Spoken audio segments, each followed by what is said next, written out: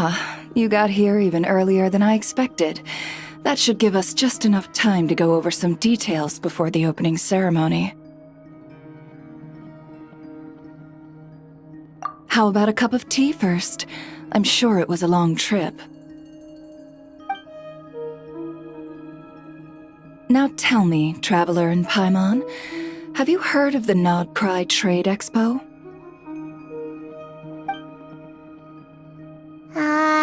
Nope. A long time ago, back before Nasha Town even had that name, this place was essentially one giant black market. With no administrative oversight, trade that was prohibited elsewhere was fair game here. So this place began to attract business from all over Teyvat. Over time, more and more people settled here, and what was once a black market became what is now Nasha Town.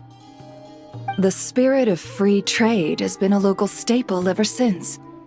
Hence, the Nodcry Trade Expo was born. So, is it like a business convention? In a sense, it's an annual tradition once the shipping routes open up. The expo offers a chance to trade without restrictions. In other words, it's the biggest legal black market in all of Teyvat. Yes, the Voynich Guild is organizing the event, and that comes with a lot of responsibilities. Normally I would let Yehoda handle most of the work, but this year, it might prove too much for her to manage on her own. Something tells me we'll have a lot of big names in attendance this time. Working with VIP clients takes someone with the right experience and connections. Hence why I think Yehoda might need a helping hand. Oh, so that's where the Traveler comes in. Exactly. I was hoping you could help her with participant coordination. I don't know if I'd put it quite like that. I'm just interested in playing to people's strengths.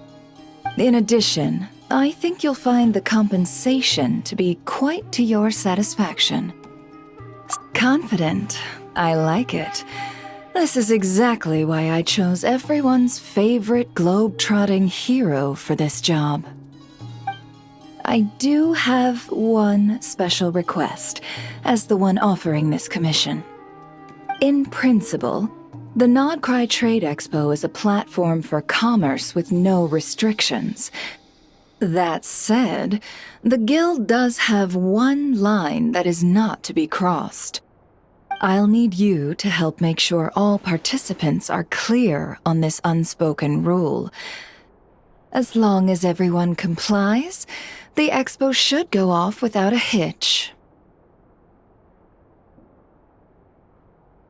No violence at the expo.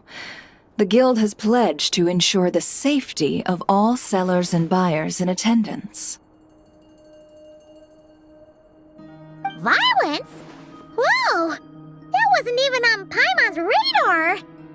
Just because it's legal doesn't change the fact that this is still a black market, huh? If that line is crossed, the event will descend into chaos. Of course, mediating such situations might prove complicated. So if you ever want my judgment on the matter, just come find me.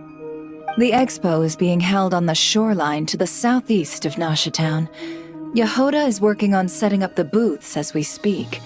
She'll be able to provide details on the participants as well. All right, I suppose I'll leave you to it then. Yep, we got this!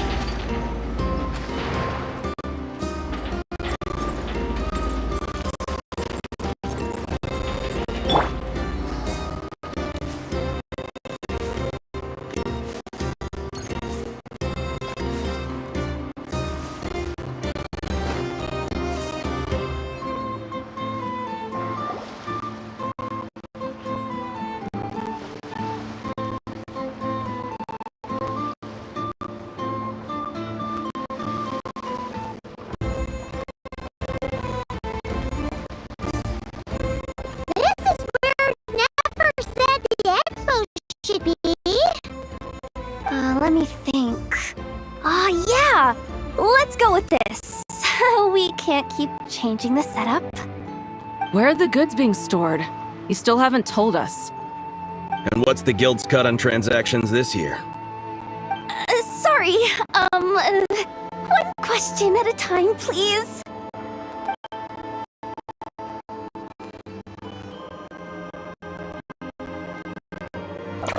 Oh, I should have just stopped the cat wrangling. Hey, Yehuda! Traveler! Paimon!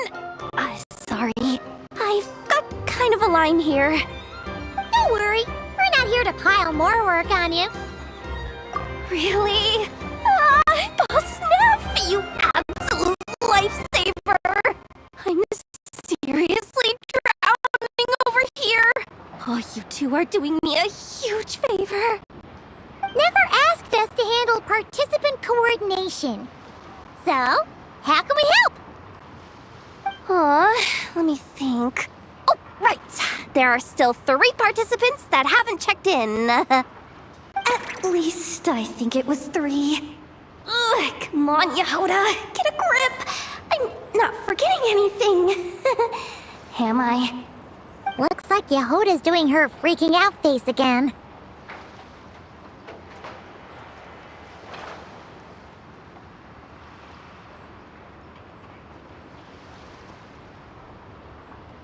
Sorry. There's just so much to keep track of. Let's start with the basics then. What does participant coordination involve? Exactly. It's things like registering all the participants, verifying their goods, showing them to their booths. Oh, and if any disputes break out between them, it's your job to mediate. Got it! We're still waiting on the sellers for these last 3 booths. One's reserved for Aino, but as for the other 2, they're both big deal clients from abroad. The kind of people we really don't want to offend, so be extra careful around them, okay? Hey, the Traveler's got this! What's the worst that could happen? You don't get it. One of them's the captain of some mercenary fleet sailing the high seas, and the other's a top dog in the criminal underworld. Getting on their bad sides, 100% a no-go. If something goes wrong, let's hope that's a big if, don't engage. Just tell him you work for Boss Neff. Alright. You have a bunch of work still, right? Leave the Merc Captain and Gangster Buzz to us. Oh, lifesavers, the both of you. Not cry hot dogs are on me later, I promise. And whatever else you want. Anyway, I'm guessing the 2 sellers I just mentioned are caught up with lodging or cargo. You should be able to find them at these addresses. I'd get over there pronto if I were you. People like that don't take well to be kept waiting. Oh, and tell Aino to bust a move, would you? The booth I'm saving for her is in a prime location. If she doesn't come claim it, the other participants are gonna start asking questions.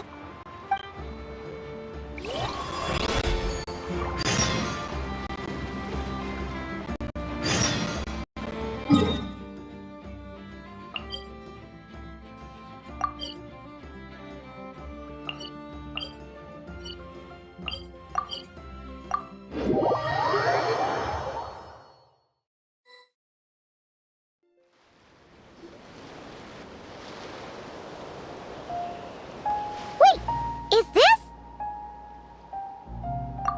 Actually, this is the 2nd ship in our fleet. The Alcor's back home patrolling Guyun Stone Forest. Beetle! The infamous Merc Captain who sails the high seas! Yeah. We've met, remember? What's with all the pomp and circumstance? It's a long story. Well, no sense standing around. Take a seat, tell me all about it. I'll have my men roll out the welcome mat.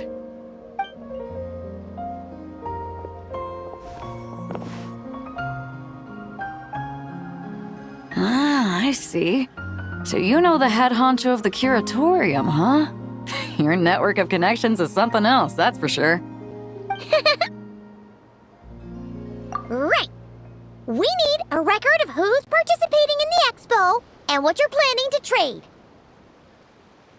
Well, mark down me and a few crew members as participants. The rest will stay on the ship.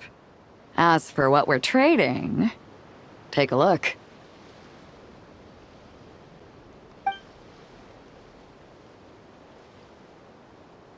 What is it?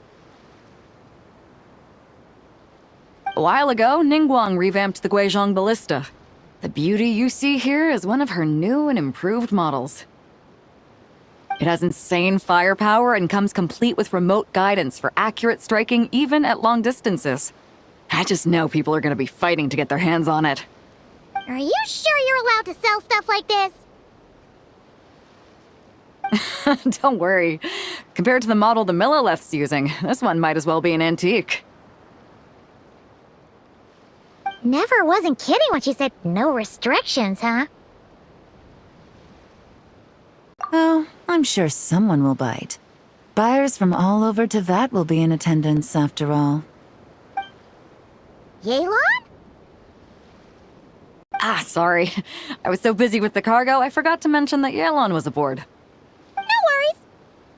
You here for the expo too, Yelan? No, I'm just here for work. Captain Beidou was kind enough to lend me a ride, so no need to register me with the expo. Anyway, it's been a while, Traveler.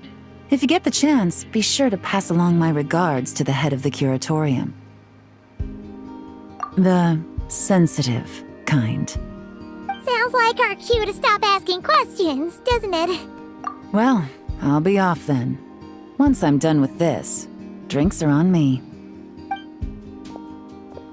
About time! I've been itching to see Nod cry from the bottom of a bottle. Alright, that's it for registration. Follow us, and we'll take you to the venue.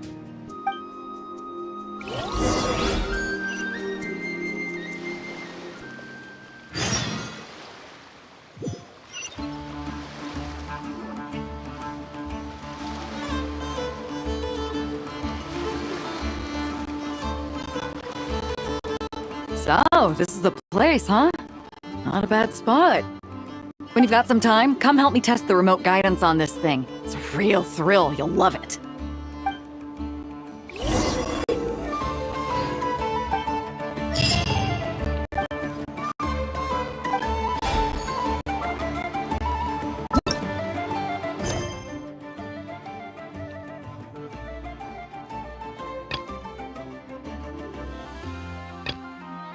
We used to take...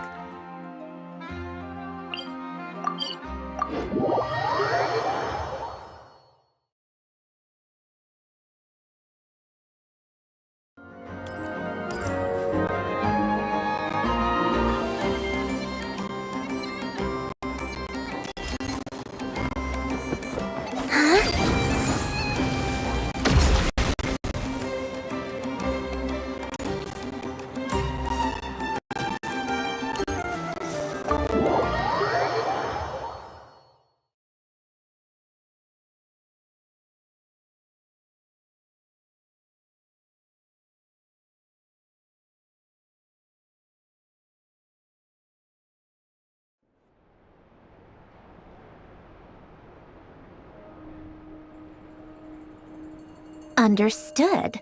I will bear the Tsaritsa's decree in mind. I don't see what's so awesome about it, though. Does he really think everyone else is as immature as him? I'm not stooping to Tartaglia's level. I thought you might say that. How's your progress? Quite promising, actually. That alchemist Albedo gave me a few ideas. Remember how I asked you to look up some files for me? That stuff on the Nachtschitzenkreuz Institute. René de Petrichor and Jakob Ingold. Elungilton despised René's theories and methods, but he never managed to come up with better alternatives either. So I adopted some of René's ideas. I thought Alain was like a father to you. He and René were mortal enemies, were they not? And what would you say if Lenny and his friends one day learned something useful from someone you utterly detested? I would applaud them for it. That would mean that they have surpassed me. For all we know, Alain Giltan might have thought the same thing. Not that it matters, though. He's dead, and I'm alive. So it's my call to make. Once you die, it doesn't matter how great you were in life. Only the living get to decide what happens next. Hey, come on out. They're back. Huh?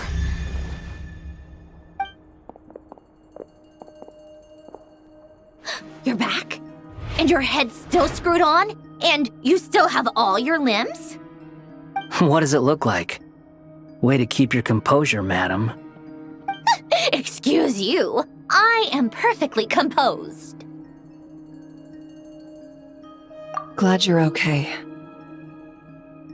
Yes, it's a huge relief.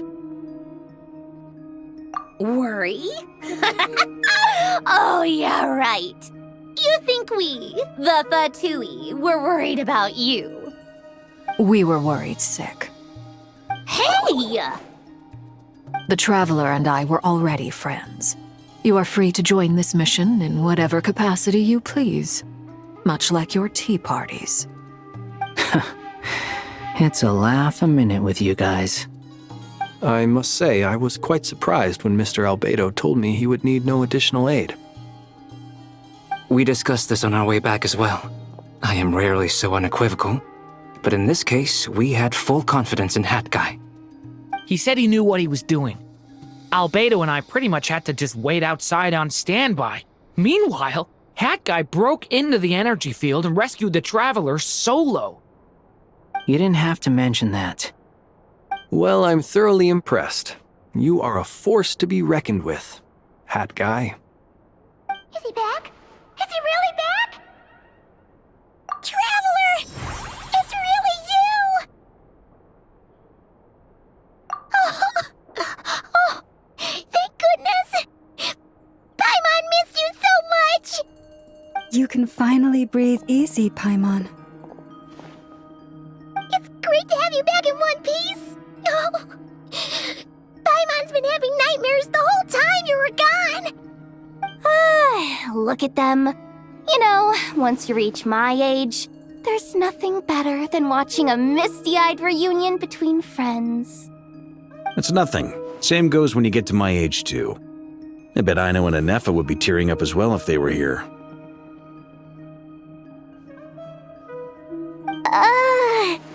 Varka, I'm not sure Anefa can cry.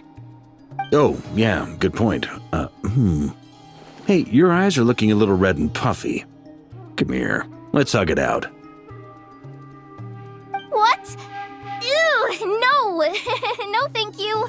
You're not my dad, okay? Knock it off! Everyone, I'm sorry for all the trouble I caused you.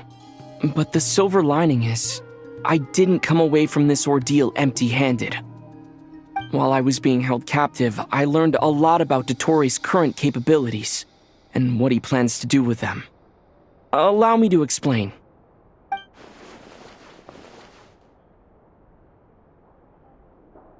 The three moon goddesses were even more powerful than we imagined. No wonder Dottore believes himself to be equal to the gods, maybe even superior. Utter blasphemy. While everyone was gone, Nefer and I made an interesting discovery, and I believe Miss Sandrone has something to share too. Ma'am, perhaps you could do the honors?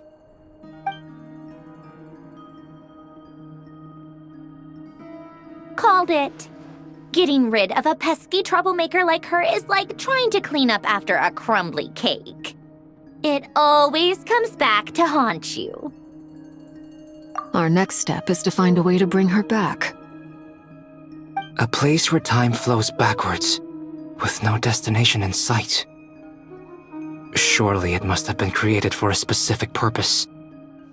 But I fear the answers are buried deep into Vat's history, held by great powers beyond our reach.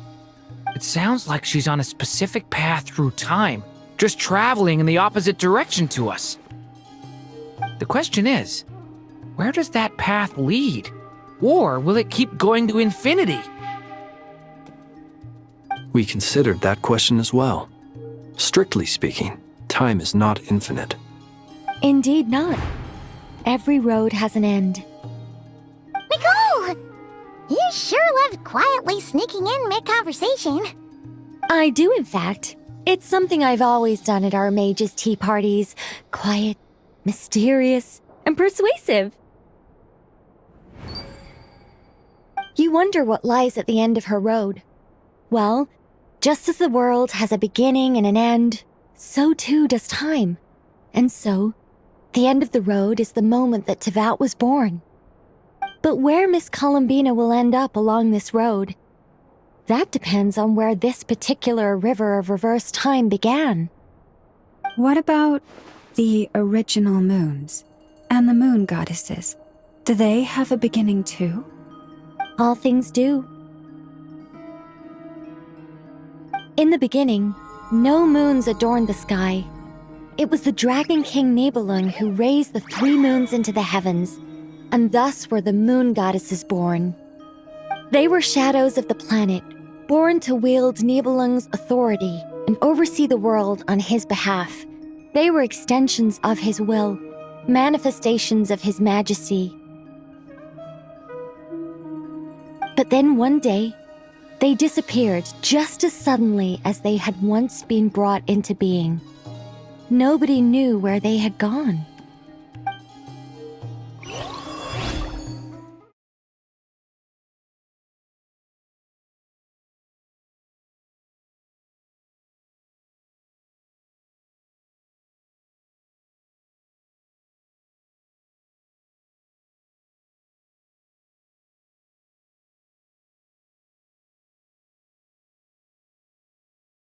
Like I thought, no more paths back to reality have emerged since.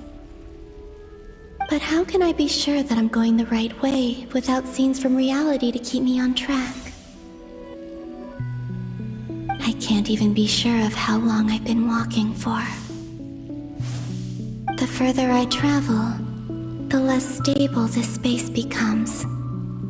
There are even moments where I can sense something that feels like abyssal energy. They can just materialize out of thin air. I have to keep my wits about me.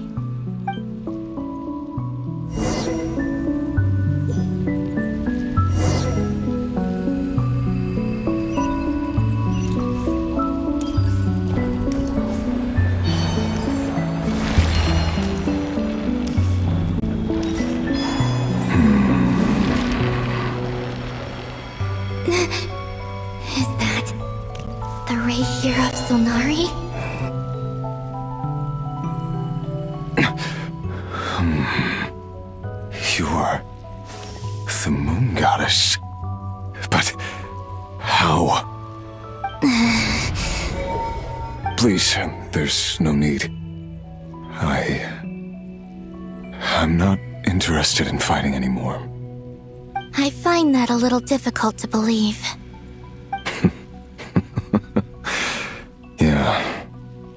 Honestly, so do I. The way you used my own power against me was... It was a brilliant strategy. And then, in the final moment before I was thrown into this space, I got to see an old friend. Mr. Dainsleif. Right. It was so long ago now. But we were friends once. And when I first got here, I was filled with hatred, remorse, and rage. How I cursed and devoured. I tore everything here apart. I was consumed by the desire to leave this place and have my vengeance. But to no avail. This is a place with no exit. This is the second time I've entered this space. Though I have no memory of the first. I was torn to shreds the moment I entered. But this time I survived. It must be partly because of this new body, and partly because of all the Kuvaki I absorbed in Nodcry. Are you the source of the abyssal power in here? Not all of it. Some is from when I first arrived here and tried to destroy everything. But there was already a degree of abyssal power here before I entered. And like a venomous snake baking in the merciless sun, it tried to slither into my shadow. Tried to? So, you rejected it? Yes. Because after that, the world suddenly became silent for a moment. What do you mean? The voices in my head, they were gone. And then I saw her. Her? Thelindis. My former lover. Never mentioned that she saw a memory of Thelindis leaping into the moon's reflection. More precisely, I saw her afterimage. I'm sure the real her is long gone. She was just an ordinary Conrian. She couldn't have survived here for very long. Anyway, why have you come here? Didn't you know it was a dead end? If I hadn't escaped through the moon gate, my friends would have been in far greater danger. Oh, I see. Because of your power. The power of a moon goddess. What? You'd like to know how I know, wouldn't you? The one who resurrected me said so. I could hear a deep lust for power in his voice. Do you mean... Dottore? Dottore. So that's what he's called. He'd been collecting fragments of my body for a long time, all so that he could resurrect me at the moment of his choosing. I had no interest in his research. But being as corroded by the abyss as I was, we were aligned as far as hunting the moons and recovering my strength were concerned. So that's why the Wild Hunt suddenly became so active in Nodcry. When I left the Fatui in my weakened state, Dottore must have felt that his time had come. Moon Goddess, could I ask a favor of you? What? I know this is a lot to ask, especially from someone who tried to kill you. If you refuse, I won't fight it. But this is the only thing I desire now. Nothing else matters. What do you want? I'd like you to take a message to Thelindis for me. Thelindis? But... Yes, she's dead. But like I said, I saw her afterimage. I can sense that some part of her soul remains here. Far, far ahead. Why don't you go and speak to her yourself? I can't. I don't know why, but I can't move freely in this space as you can. All I can see is a glimpse of her, walking away. Just like the moment when I last saw her in life. In return, I will clear these abyssal obstacles for you. No, not in return. I'll clear them for you, whether you want to help me or not. It feels like something I ought to do. Why? Yeah. Why, indeed. I've been asking myself that question a lot recently. Why did I do the things I did? I'm tired of it all. Tired of the person I became. People used me. And then I turned around and started using others. I hurt a lot of people. I think I grew tired of it long ago. But I wouldn't admit it to myself. And ultimately, that's how I ended up here. What do you wish to tell her? past, my mistakes, everything that happened after we were separated. Is it okay if I give her the abridged version? Yeah, I'm sure there's plenty you can skip over. Just tell her the important parts. Whatever you think that means. Like the part where you relentlessly tried to kill us? It's up to you. Love demands honesty. But my relationship with Thelindis was built on lies. We hid too much from each other. But after living my whole life in the shadows, I don't want to hide anything anymore. I will do my best.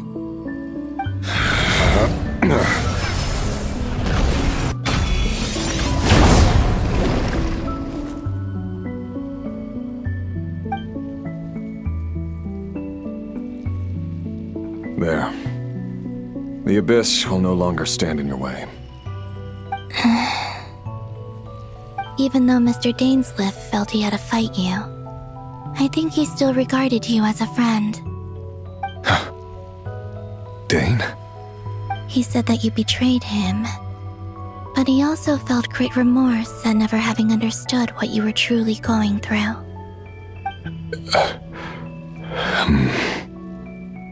Why tell me this? Because if he'd known that someone could take a message to you, I believe that's what he would have said. Thank you. It means a lot. I know this will sound strange coming from me, but don't die, Moon Goddess. I can tell that you're determined to get out of here.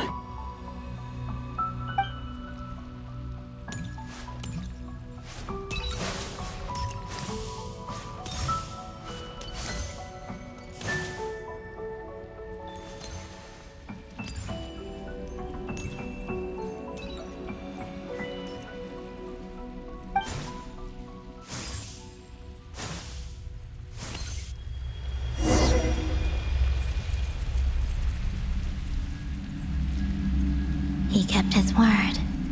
The Abyss is no longer obstructing my path.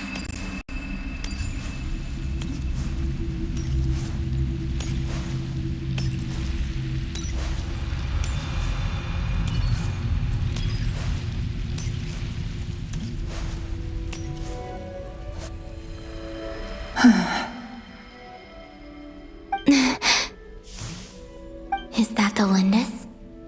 She wasn't far off at all. And yet, they can never meet. Hello, Miss Thelindis. Who are you? How do you know my name? I've never seen anyone else here before. You can call me Columbina. I promised Rerir that I'd bring a message to you. Rerir? My Rerir? Is he well? He's doing better than he was. Better than he was, huh? Sounds like he's had a pretty rough time. Others have had a rough time on his account too. In many cases, their time ran out because of him. And I'm not just talking about the children of the Crimson Moon. So, things got worse before they got better. Could you tell me what happened, Miss Columbina? Are you sure you wish to know? Yes. This is my opportunity to learn the truth. No matter how hard it is to hear, I have to know. I admire your courage. However, time is short. I cannot stay here for long.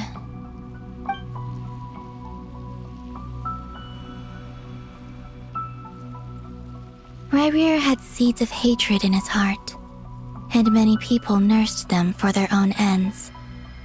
On some level, everything he did was to try and find a way to see you again. But in the end, he came to regret his mistakes. He wanted to apologize for hiding his past from you. Beyond that, he did not say specifically what it was he wished to convey to you, but I'm sure that you've always been on his mind. You are what has kept him going over all these years.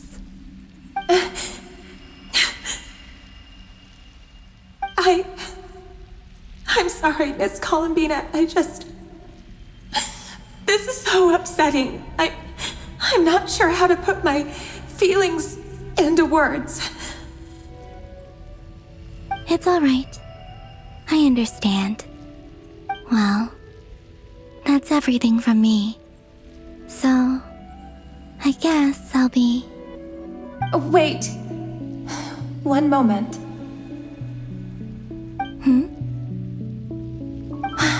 Time flows backwards here. The road ahead only leads further and further into the past. I know. I intend to reach the end of that road. Without a moon marrow, without the 3 moons' power, you won't make it far. Wait, unless... Are you one of the moon goddesses? You could say that. I see. I often think to myself, if life is like a train ride, why haven't I reached the terminus? Where am I even going? And it's not just me, it's this whole place. Wherever it is, it seems like it's existed forever. It's such a mystery. Where is it going?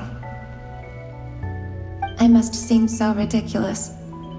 I can't answer these basic questions, and yet I jumped right in here without hesitating, only to be torn apart the moment I entered by powerful energy currents. Only my soul remains now. Thinking back, I was suddenly overcome with fear and terror in that moment. Perhaps I too became bewitched by the abyss.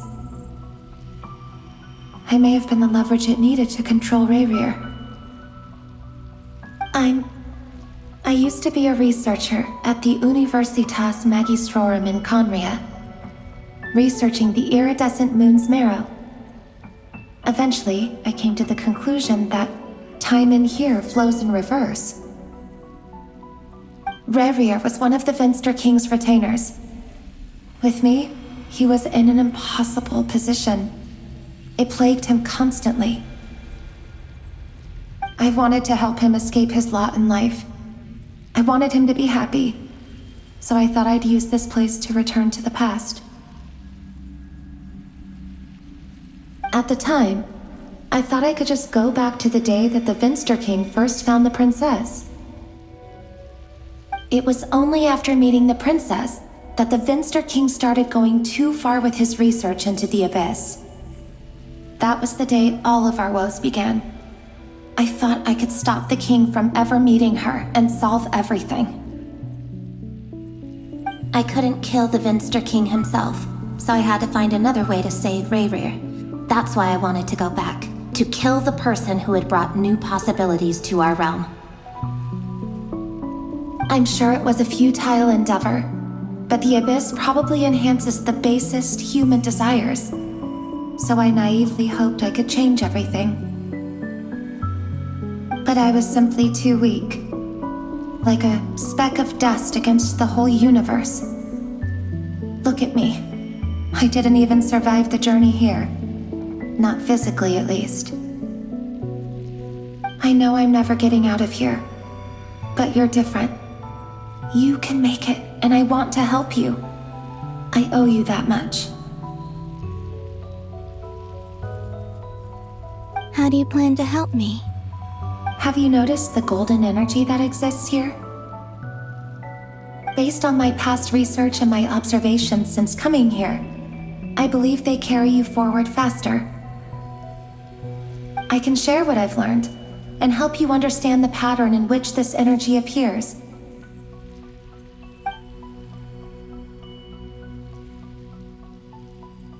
I think you just might... Now, I know you will be able to change the past. Also, I've been speculating about where this space ends. The documentation was scanned, but from what I know of the legends about the moons, the oldest ones seem to begin with Nibelung, king of dragonkind.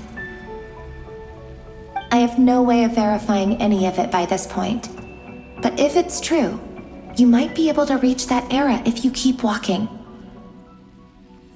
Understood. Thank you, Miss Delindis.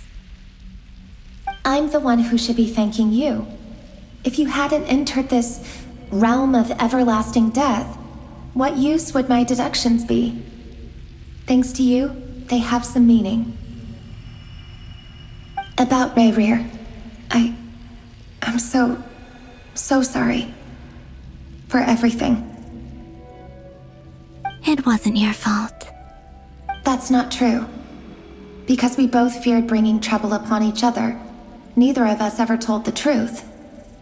And that dishonesty sealed our fates. But enough about that. I wish you a safe journey, Miss Columbina.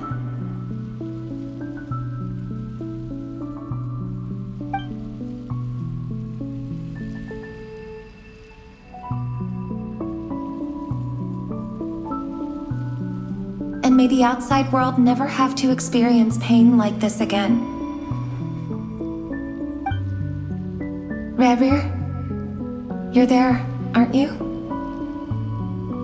I cannot see you, because you exist in the future. I expect we'll be trapped in this prison of space-time for all eternity. But please, gaze upon the past, and then sit for a while. Let's find a place to sit down together, just like we did when we first met.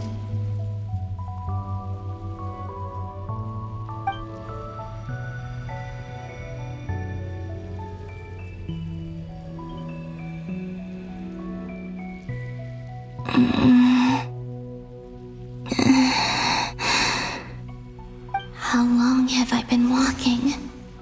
How much further till I reach the end? Is there even an end to be found?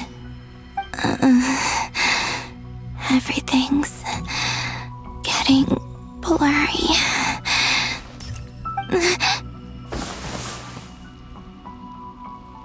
Huh? Are you all right, little sister? Have you come from the distant future?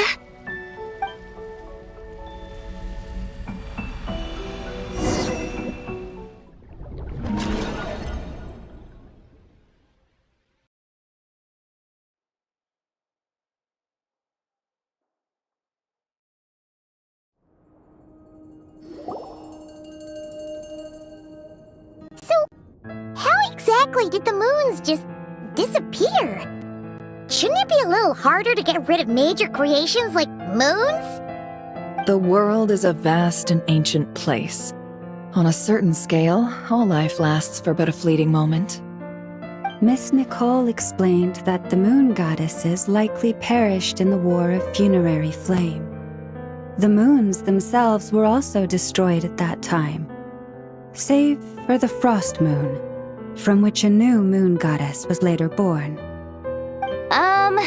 Am I missing something then? 'Cause the stories say that the moon goddesses were born on the moon, but doesn't Columbina say she was born in Nodcry? Huh, you're right! Why do their birthplaces differ? What's the difference between the two generations of moon goddesses? Also, remember what Sandrone said? Her scans detected 4 moons. In other words, 4 moon marrows.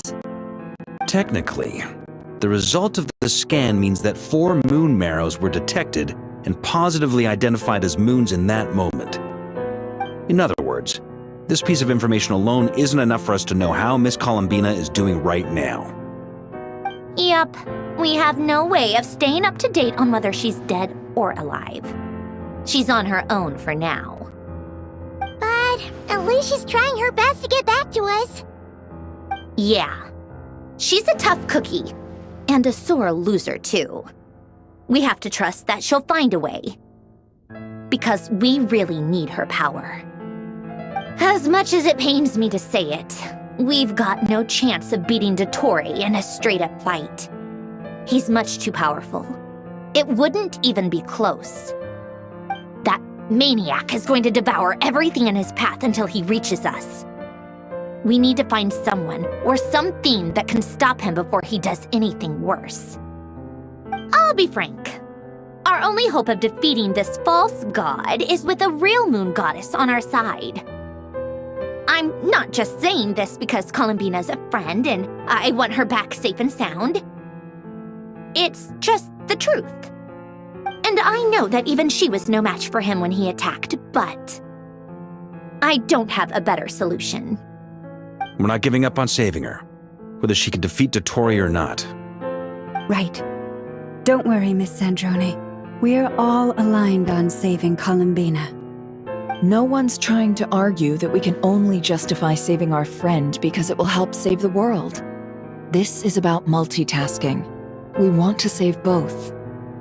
So, she's more than just a moon goddess to you guys? Absolutely. Duh! She's part of the king! And you are too, you know. Yes, I know. You don't need to labor the point. I knew that the moment I came running over with my documents that I was part of the in-group. I mean, if Arlecchino can fit in, I certainly can. Anyway, as for how we get Columbina back, I've been working on it constantly. But I think I'm still lacking certain information about the moon. I'd probably get there if I could continue my calculations, but the problem is, I've run out of computing power. Computing power? You mean you need more energy? No, the issue isn't energy, it's processing power. There's so much data to get through that the whole process has just ground to a halt. That's a tricky problem. René de Petrichor of the Nazissenkreuz Ordo once foretold the fate of the world. But I don't know how he did it. My guess is that he used the primordial sea's power. However, that won't work for me. His methodology was vastly different from my own. What's worse, they're incompatible. And, to top it all off, we can't even leave Notcry. Ugh, this is so annoying. If I'd known we'd run into a bottleneck like this... Well, no, the design bureau's a bust as well. Curse that Dottore! Couldn't have made this harder for me if he tried. Oh, what do we do then? How about we grab a bite to eat and take a break? Maybe something will come to mind after you've cleared your head. You don't get it, do you? I'm trying to calculate the fate of an entire world here. And I need accurate results, not vague prophecies. Where the heck am I gonna find the computing power for that? Ahem. Anyway, time to shelve the discussion on technical difficulties. Being a killjoy isn't very ladylike after all. Either way, we've done what we can. Rest well, everyone. Remember to let us know if anything new comes up. Hat guy? Is he hinting that we should talk outside? Let's go somewhere a little more private.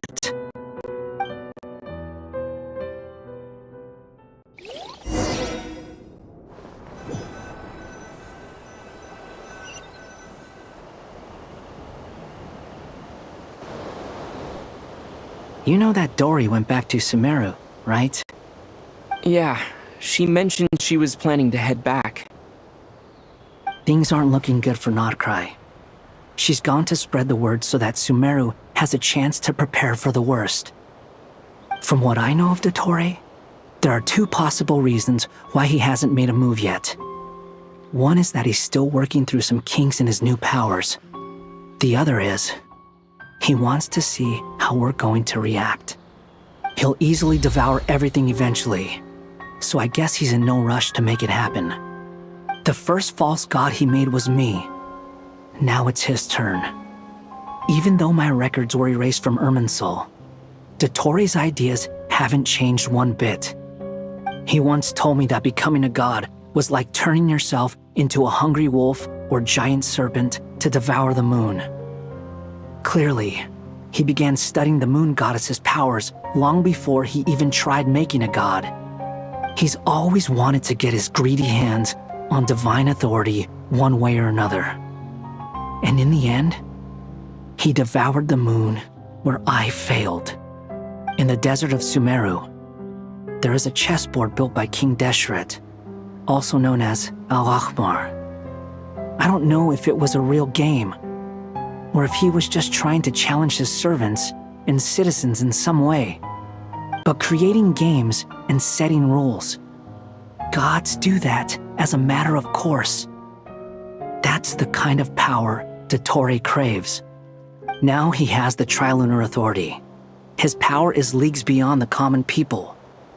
I don't think there's any point in other nations rushing to the front line. They're better off focusing on defense and hoping they can fend off any threats that spill out from Nodcry. Either way, Dori will inform Lesser Lord Kusanali, and she will contact the other gods in turn. The Seven will have some recourse available. If nothing else, their protection should keep the rest of the world from descending into chaos as quickly as Nodcry has. So on the bright side, even if Nodcry is doomed, your friends in other nations won't be in any immediate peril. That's good to know. But I'm not ready to give up on Nodcry yet. There's a word for people who refuse to let anything go. It's called being greedy. Maybe it sounds greedy to you, and probably naive too. But whatever you call it, that's what gives me the determination to keep fighting. Battles are fleeting, but the will to fight is a long-term commitment. Give up for even a moment, and your resolve will shatter. Why do you always feel the need to do the right thing? No one is born to be a savior. I mean, who's gonna criticize you if you fail, or give up? Don't take this the wrong way, but Dottore said something similar to me. I guess the Fatui attracts people who don't believe in saviors. Not necessarily. It's less about belief for me. I just want to know how determined you really are. After all, I don't owe anything to anyone else here. Only you. You look kinda worried.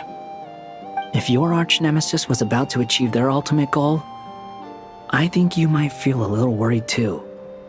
That's true. Dottore is about to become an omniscient, omnipotent deity. That's gotta be a bitter pill to swallow. Still, you're calmer than I expected. Obviously. I have to admit that my past self was a reckless fool who misunderstood not only the point of revenge, but how to achieve it. And as much as I want my vengeance, I know I'm not gonna get it by acting alone. If the world's taught me anything, it's to think before I act. Too bad it never taught me any other virtues, though. So, I am going to destroy Dottore, no matter what it takes. So, what's your plan? I'll get to that. First, tell me, what do you think of Sandrone? Just like Paimon said, she's a friend, part of the gang. How much do you trust her? This is a serious question. Think carefully before you answer.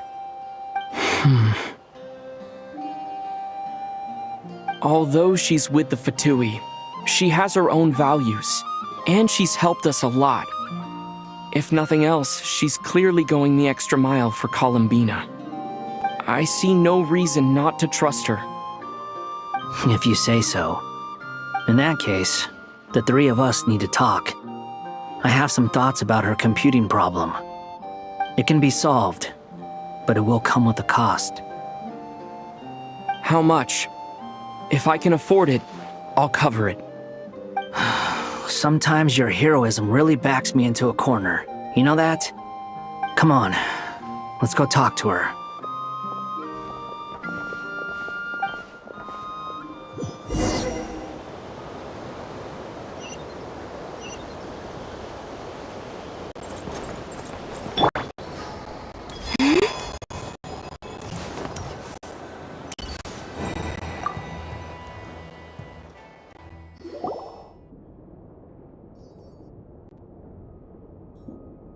Miss Androne, Traveler. Hey there. Paimon's here too! She was just helping them sort through their things. How did your chat go? That was fast. The call only just ended. Well, you said it was urgent, so we got here as quickly as we could. Albedo, I have some alchemy questions for you. I see. Looks like my knowledge proved useful after all.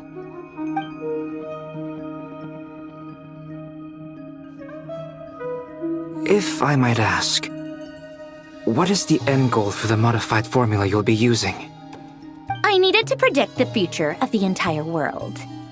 But I've run into some teething issues since trying to implement Renee's theory of the 4 Orthants. I see. I'll have a look at it. Still, computing power is the real issue here. How do you plan to solve it? About that, it's been sorted. Oh, with the Traveler's help?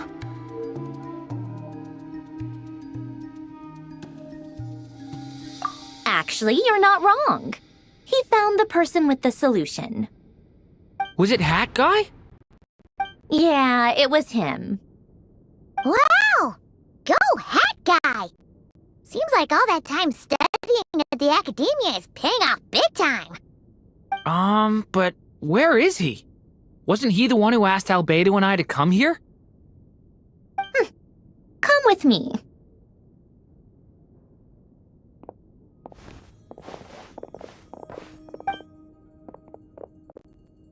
Hat Guy? What's happened to him? Hat Guy! Can you hear us? No response. I guess he's in hibernation. Hat Guy mentioned that he was a puppet. It seems that his functions are currently shut down. I presume this has something to do with the solution to your computing problem. That's right. He and the Traveler came to see me. Wait, what? You have a solution? Would you calm down? Why do you always react so hysterically to everything? Excuse me? How would you know? You shouldn't be so quick to judge complete strangers. It's very bad manners. Oh, please. It doesn't take that long to figure out that you have a temper. Where does a mere student get that kind of confidence?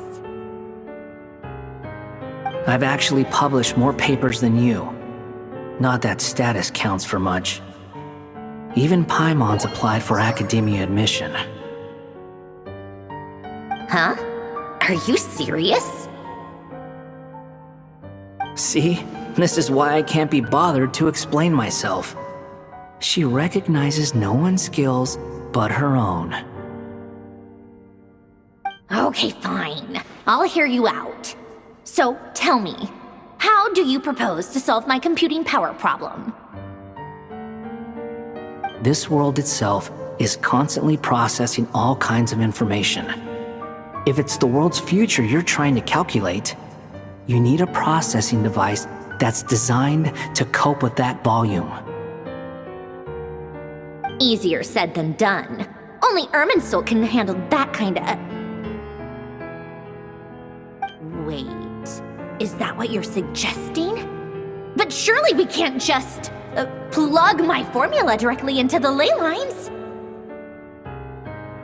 You should be able to tell that I'm not human, right? Yeah, I noticed. The technology, though, seems pretty ancient. Very different from Fontaine's. It's a completely different system.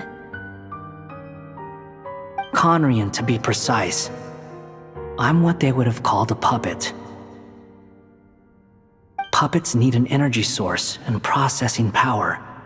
The artisans who built them sought out the materials most suited for that purpose. You? Do you mean... The Traveler and I have talked it over. He's willing to vouch for you. So, I'll allow you to borrow my core for your calculations. It was built using wood from a silver-white tree, which makes it a small part of Irminsul. Conrian technology and Irminsul wood. Who in the world could have built you? Are you sure about this? A puppet without its core will cease functioning completely. And if it's left in that state for too long, it might not recover. You could die if you do this. You do realize that, don't you? I can put 2 and 2 together, yes. No need to rub it in. I won't lie to you. This has never been done before. I cannot guarantee your safety.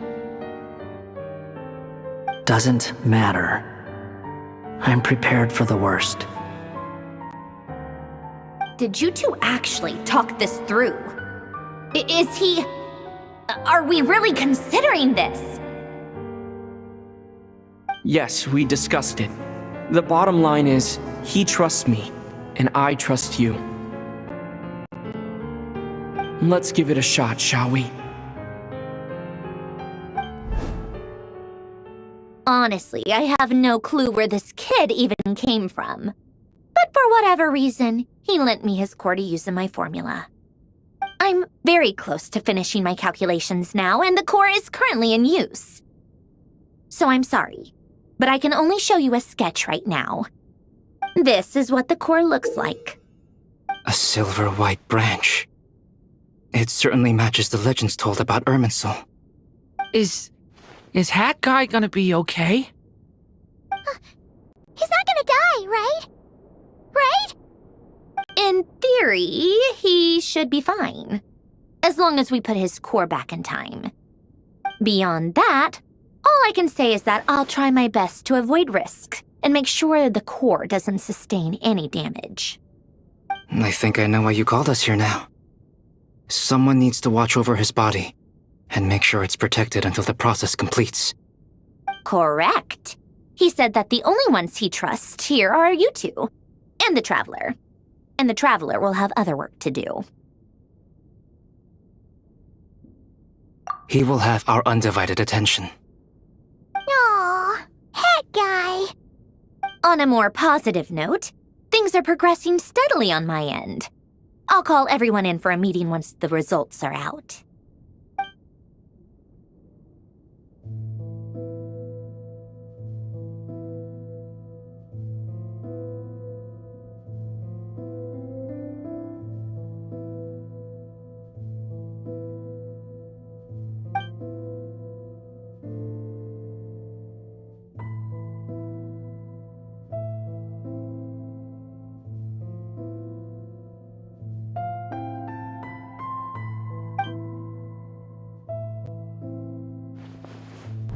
The worst case scenario with the core removal is either a system reset or a total loss of function.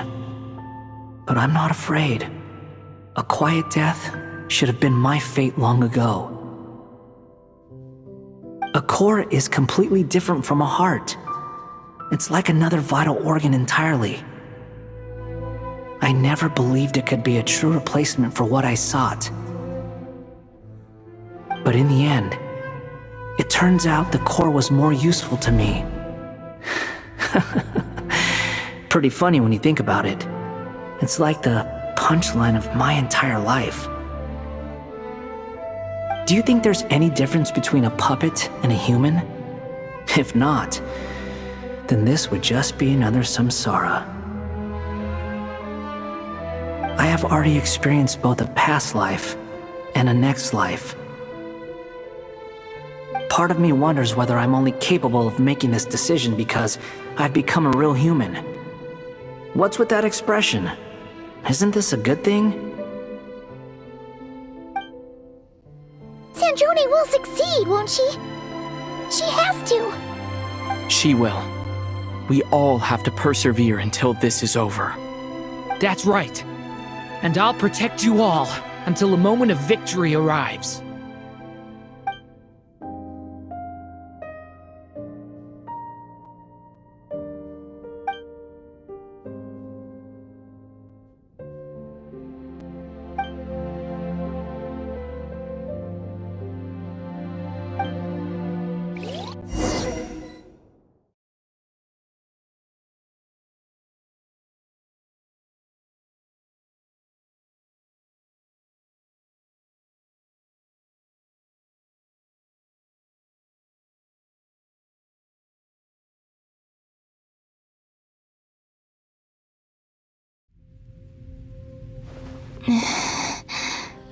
Who are you? Call me Sonnet. You have the same power as Canon. Sonnet. So, you're the goddess of the iridescent moon? Oh, goodness. You recognize me? Well then, what's your name? Columbina. Columbina Hyposelenia. Hyposelenia? What a lovely name. Did you choose it yourself? It was a joint effort between me and my friends. Friends? You mean your friends in the heavens? Huh? Oh, sorry. You must be exhausted. I apologize. Hang in there. Let me introduce you to my older sisters. Do you mean the other two moon goddesses? Arya and Canon? Wow, you sure know a lot. Hey, does that mean that our story goes on into the future? Oh, I guess that wasn't the best question to ask. It's alright. We were prepared for that possibility. You could say we were too prepared. I can't even remember how long my sisters and I have been here by this point. When did you get here? How long has it been? I can't say for sure, but it feels like it's been forever. I see. Are you feeling alright? You look a little unwell. I can hold out a while longer.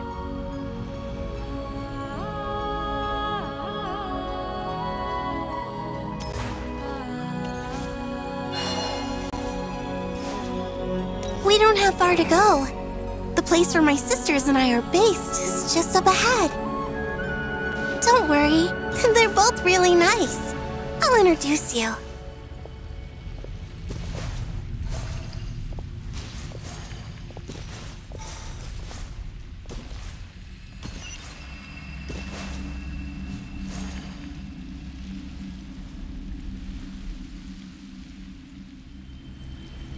Sisters! I'm back! And look who I've brought with me!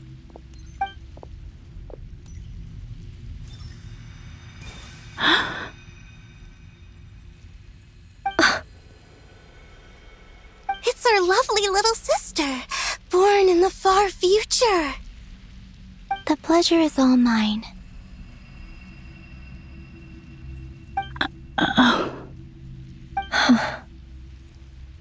Allow me to introduce you to Columbina Hyposelenia.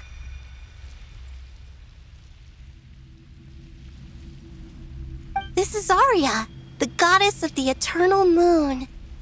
And this is Canon, goddess of the frost moon. Canon, don't you think Hyposelenia's power is similar to yours? Hello, Columbina. I apologize for our startled reaction just now. And please, forgive our little sister if she's been annoying you. She tends to talk a lot. It's fine. You seem shy. Don't worry, Columbina Hyposelenia. No one can hurt you here. Could you tell me where here is? Please. I must know.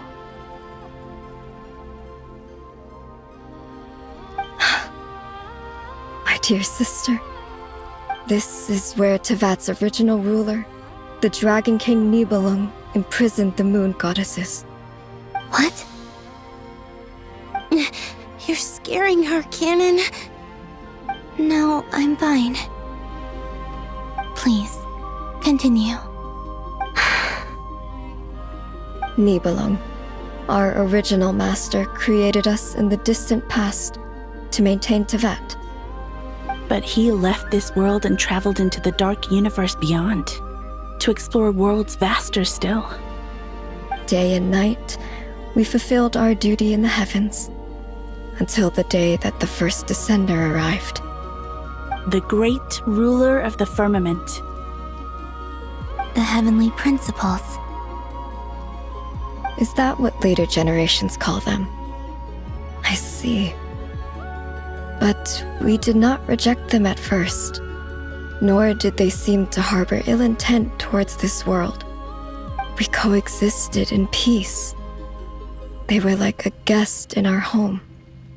Slowly, however, we came to realize that our guest had a growing desire to change and dominate the world. And you didn't stop it? No. There was an order to the rules they set up that Nibelung never taught us. We wanted to know if this order would bode good or ill for Tivat.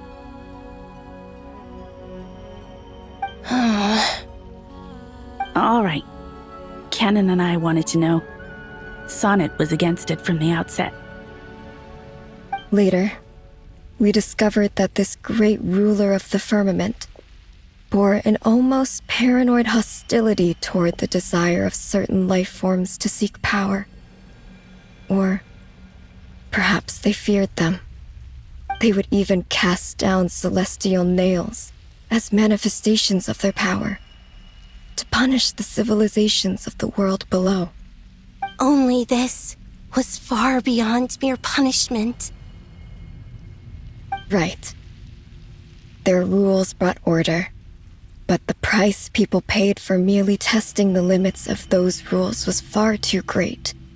I did everything in my power to help the punished escape catastrophe, but still, too many lives were lost. The ancestors of the Frost Moon Scions were some of the ones you helped. But just when we had decided to take countermeasures, the Dragon King, Nibelung, returned. And so began the War of Funerary Flame. So, that's the name the world gave that war in the future.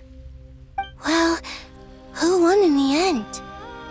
As far as I know, the Heavenly Principles won, although it came at a great cost. They remained in Tivat, where they continue to rule to this day. And the world's original master, the Dragon King Nibelung, was destroyed. And what of the moons? Are there still 3 moons in Tivat's skies? You can tell us the truth, Columbina. We know we are but remnants of a bygone age. We are prepared for the answer. Only the Frost Moon remains. But it has been cast beyond the false firmament by the Heavenly Principles. The eternal and iridescent moons were both shattered during the war. So death finally came for us in the end. Sonnet. But you're still here, aren't you? A moon goddess cannot live without her moon, Columbina. She's right. That's why I began to disappear. Because the Frost Moon is cut off by the false sky. How much worse it would have been if it were outright destroyed. Our souls may endure within this lunar palace, but if our moons are destroyed, then we shall disappear the moment we depart from it. I'm sorry. There's no need to apologize to us, dear sister. If anything, we owe the world an apology. If only we'd decided to act sooner, rather than arguing amongst ourselves. all the more reason not to spend this time in regret and repentance. Instead, we should focus our efforts on how we might help our future sister. Sorry? Don't you see, Columbina, your story is not yet over. Is that not why you are here?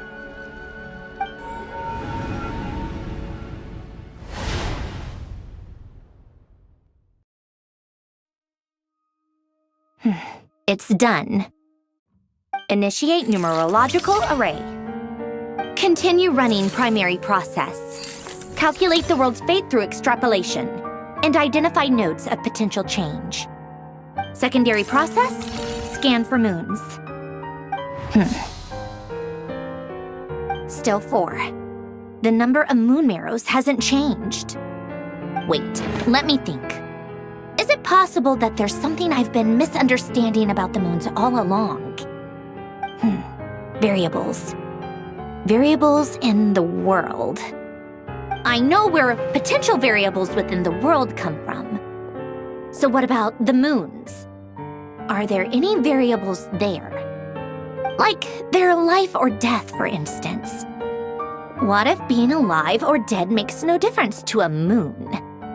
But that's so strange. Even immortal gods can die. Why would the moons alone be? Wait! I've got it! If alive or dead is considered a variable, we might have had this wrong the whole time. No one ever said that a moon marrow equals a living moon. We just made that assumption ourselves. Initiate secondary process. Scan again, this time filtering out interfering perimeter, moon marrow. I don't care if they're natural or artificial. Get them out of my search results! Why? It says 3 moons still exist in Teyvat, even after excluding the moon marrows. But we know for a fact that 2 of them are dead. Redo the scan. Narrow the results to living moons and real moons. No, scrap that. Narrow it down to moons that have lunar authority and remain alive. Why? Why is it still 3? What is this, Columbina? Has the world lied to us? Or are you the one pulling the wool over our eyes?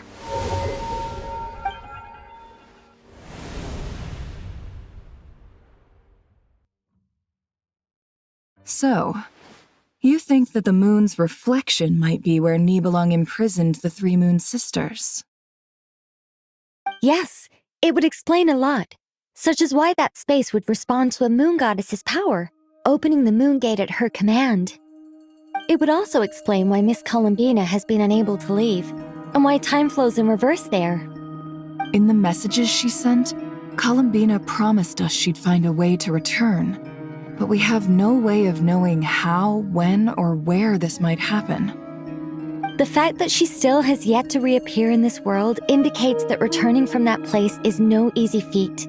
We cannot afford to simply wait for her. So you're saying, if she could return by her own power alone, she would have done so long ago?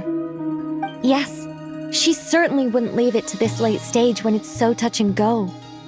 I've been giving this some thought, and I've come to believe that Luanatar might be an anchor that she left behind, as a sort of future waypoint. This could also explain why Luanatar is always by the traveler's side. Sounds like a plausible theory.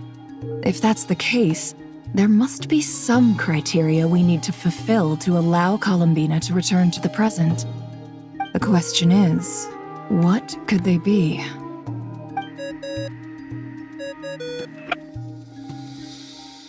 Hello? Listen up! This is extremely important!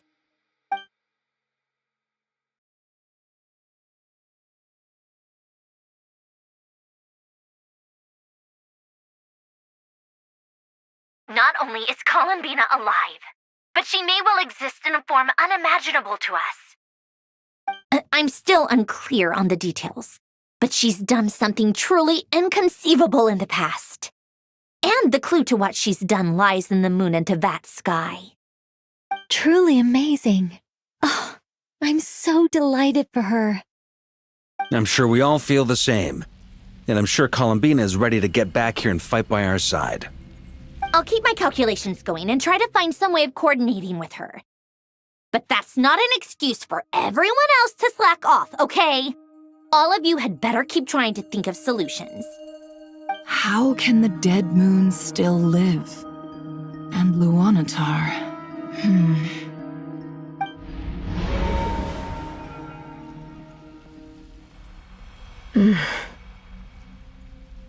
It's Hard to believe that's what will happen in the distant future.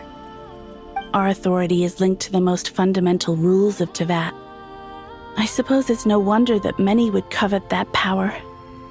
I didn't realize that when you said friends, you meant people who live down in Teyvat. That's so lovely.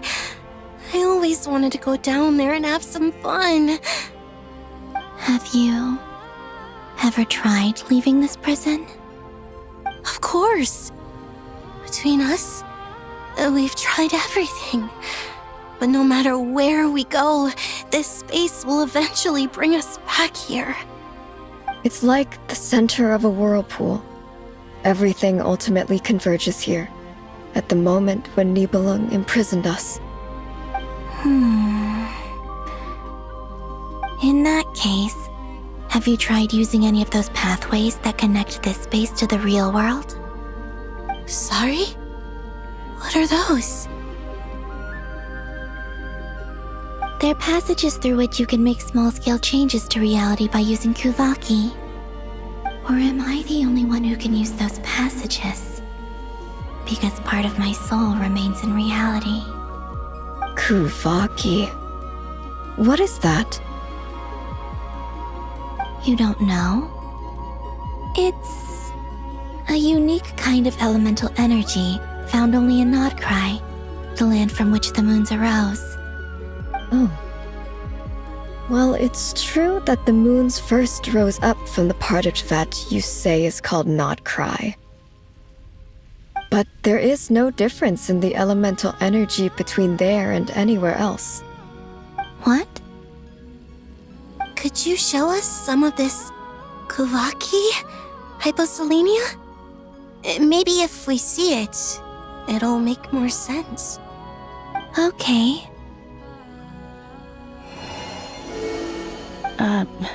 Isn't that just your power? What? But it's everywhere in Nodcry. In the air, in the land. Even the creatures who live there have adapted to its influence. How curious. This Kuvaki certainly did not exist anywhere in the world before we were imprisoned. Let alone influence living creatures. So, how exactly does it affect them anyway? Can they float in the air like us? This is so strange. Why would their reality differ so much from mine? Columbina, you're looking for more than just a way out of here, aren't you? Yes. If I am to help my friends, I will need tri-lunar authority on par with that of our foe. You mean you'll need our power? This sounds extremely risky. The Three Moons' powers are not mutually compatible. Concentrating them into one goddess will be a very painful process. And if anything goes wrong, it could tear you to pieces. I know. But I'm willing to take that risk. Even so, let's say we successfully transfer our authority to you. How will you take it outside this prison? Nibelung constructed this realm specifically to prevent us from using our powers to interfere in his war. No moon goddess can leave this place alive. What if I don't leave alive?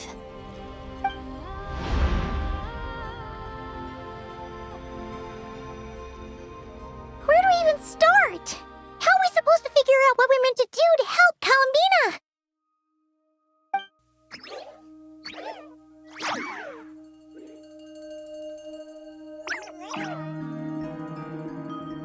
Columbina? What do you need from us?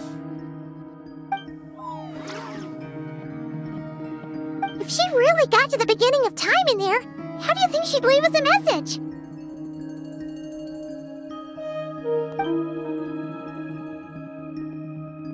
You don't think she'd write it down on a stone tablet somewhere in the hopes that we'd find it, do you?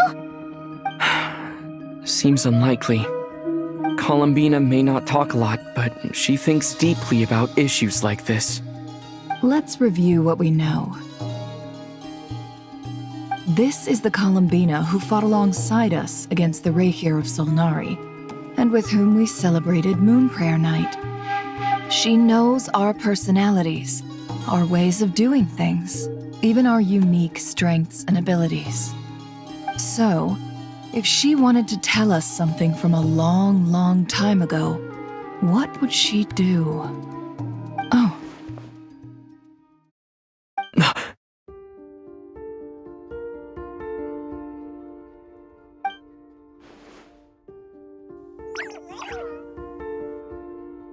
Traveler, you once said that those golden ripples also appeared when Luanatar was born.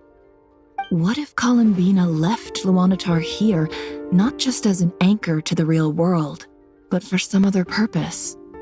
If she is part of Columbina, and Columbina knows that I can see past events through her... Oh yeah! Like when you peeked into Rarir's past through his heart! Nefer, wait! If you're right about this, and you can really see past events through Luanatar, your eyes, they'll... Oh, I know. Looking at Rarir's past in Conria was already enough of a strain on my eyes.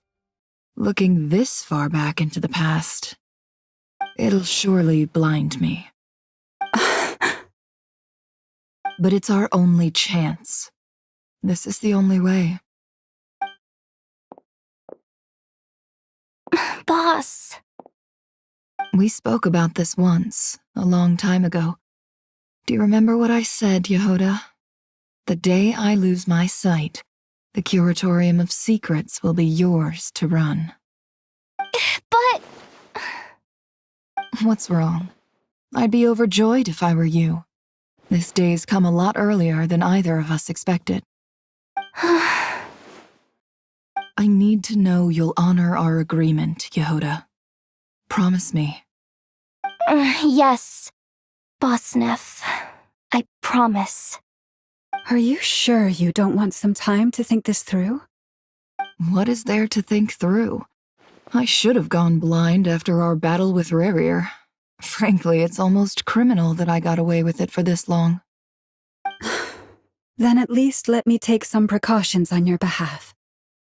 And if you really do lose your sight, I'll visit your office every day and make sure you're well looked after. Oh, please, anything but that.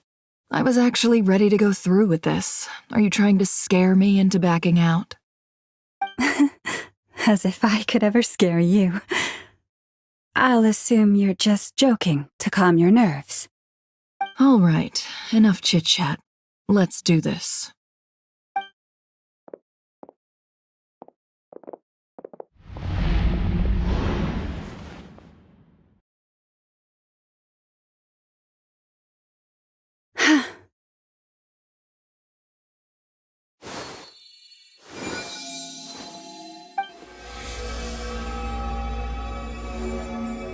All done.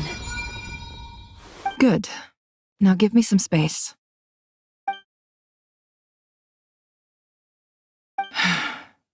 Come on then, little one. Show me what happened in the past.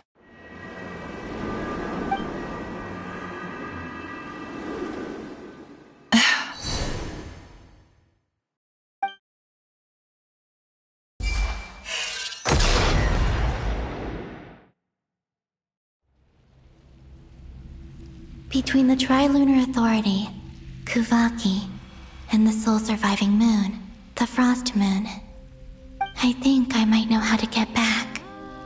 But I will need my sister's help. Time to go talk it over with them.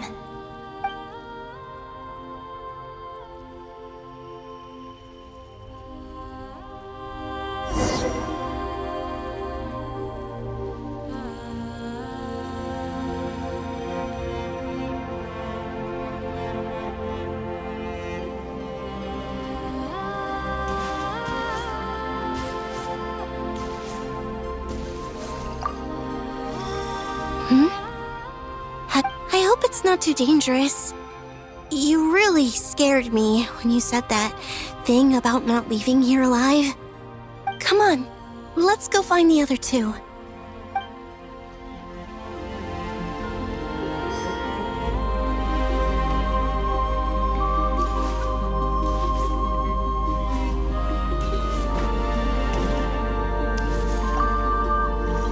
It seems you have reached a decision. I'm all ears. What do you propose?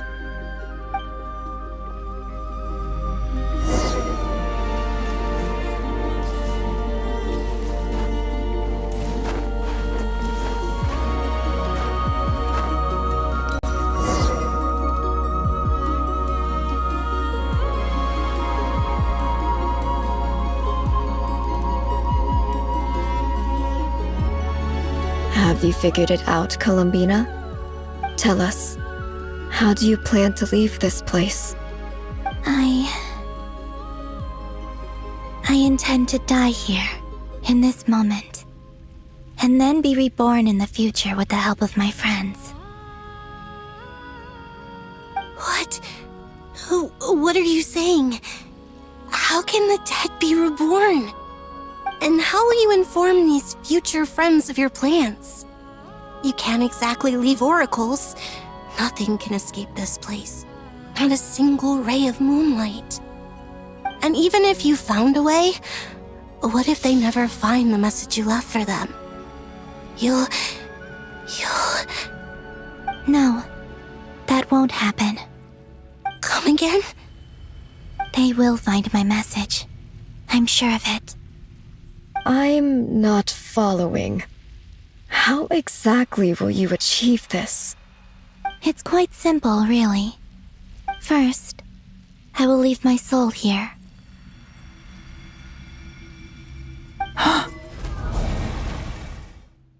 I see it. Your soul? You mean your divinity? Yes.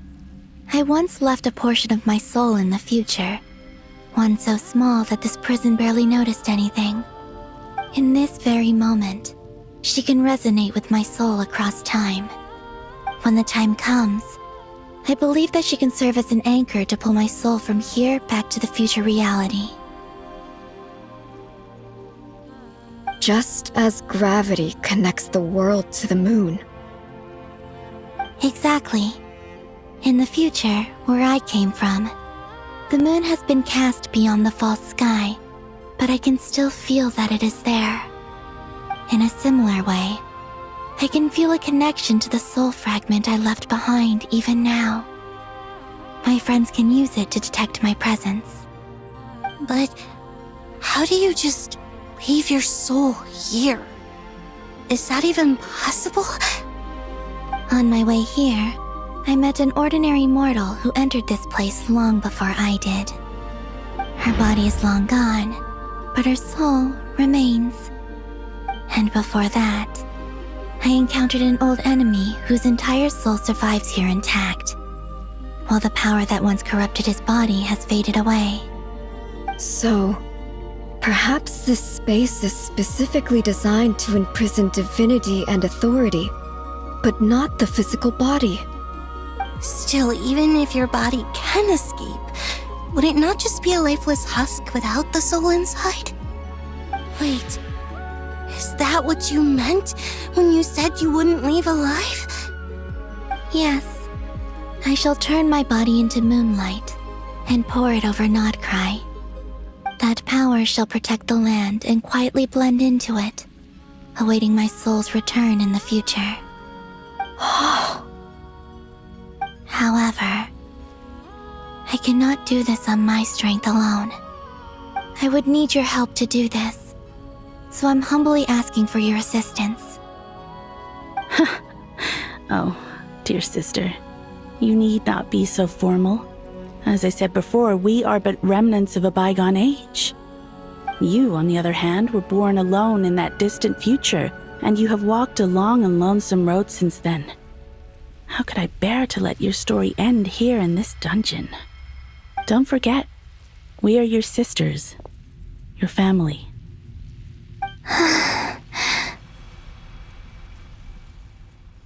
Arya's right. Actually, I've always wanted a little sister. Can you imagine how it's been for me? Getting nagged by 2 older sisters all the time. Now, I finally get to be the big sis. And not just that, but I get to help you return to your world, too. How could I say no to that? Sonnet. Canon?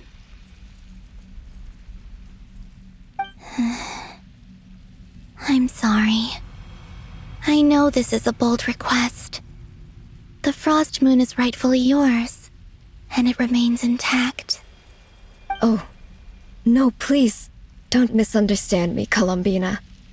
I was just thinking back on the years that the 3 of us once spent together. You cannot imagine how happy I am to hear of the future world you describe. The Frost Moon Scions, your lovely, kindly friends. For the 3 of us, whose purpose in life was to maintain the peace in Teyvat, it is a great relief to know that the people of this world live in such an abundant future. If your plan can save them, and save Notcry, I will gladly give you all that I can. Besides, the 3 of us have been together since the day we were born. I could never abandon them to live on alone without them. Canon. Still, I do have one question I would like to ask you before we proceed. Certainly. What is it? Why do you cover your eyes?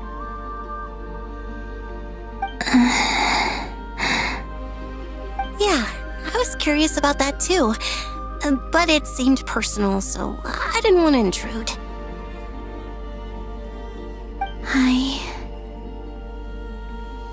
There was a time when I refused to look upon the world. I believed it was full of nothing but lies and falsehoods. I wished to hide my feelings, seal my heart, until I could return to my true home. I see. Perhaps that decision saved you from ever having to see the false sky again. But at the same time, you likely missed out on many true and precious things, like the smiles on your friends' faces. Promise me this, Columbina. When you return to the future, open your eyes, take a look at the world around you, and see your friends. I'm sure that you know this already, given that you long to return. But that is your true home. Give me your hand, Columbina.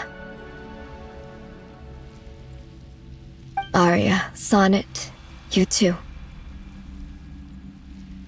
Okay. All right.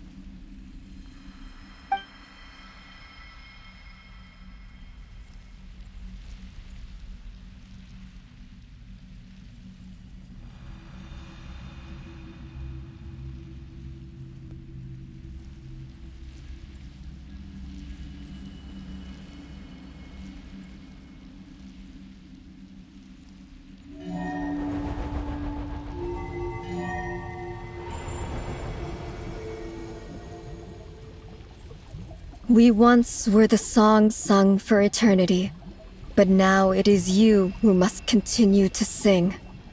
We once were the tides in the great river of time, but now we subside, and you arise. We were the messengers of madness and inspiration. But now, the lies have faded, and your truth must endure. We are souls awaiting the sun. You must return to be with those who smile when they see your face.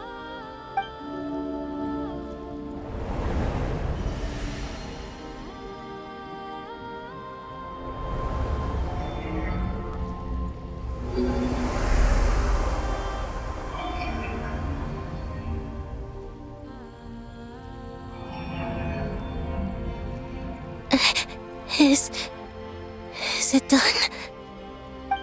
Yes. We have transferred the authority over all 3 moons to Columbina Hyposelenia. From this moment on, she is the Tri-Lune Goddess, the one and only moon goddess of this world.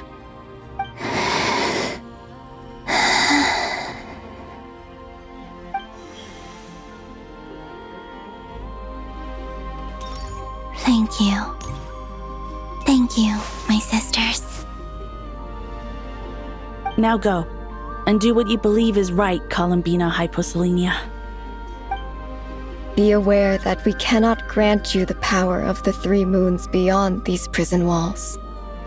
The conflict that arose over their remains following our disappearance will still take place. I understand. Sisters! Oh, my body. It feels... Now that we have given up our power and authority, our bodies are merely mortal shells. This prison is dissolving them as we speak. It's okay, Sonnet. The end must come for every god, just as it does for every human. That's all this is. The final destination of our lives. Canon and I will be by your side the whole way. We have one final request, Columbina. Could you use the 3 moons' power to send us back into the real world? Now that we have lost our powers, I doubt this space will seek to hold us further. It's just... we would like to spend our final moments together in the only place we ever called home. Of course. Gladly.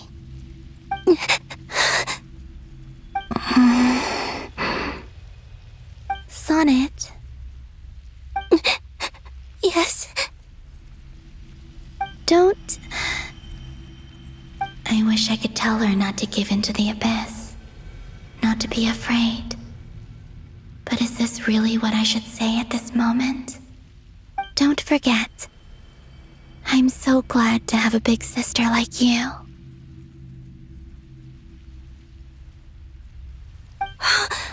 No, Hypo. Thank you. I'm okay. I'm not afraid. As long as my sisters are with me, I won't be afraid.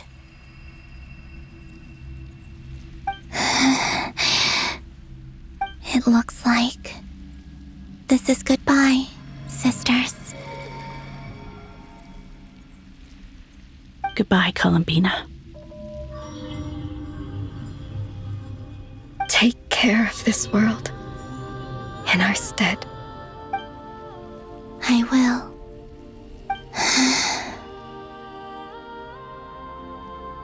And now, it's time for me to bid farewell to my body, too. May it become the moonlight that keeps Nodcry company through the long years ahead. So this is why Nodcry was not always home to Kuvaki. It only appeared after I poured my body out upon this land, and only this land. Kuvaki responds to me because it is me, my body, answering the call of my soul. And the golden energy I've encountered on my way here was, in fact, that very soul, which I am about to leave here to guide me.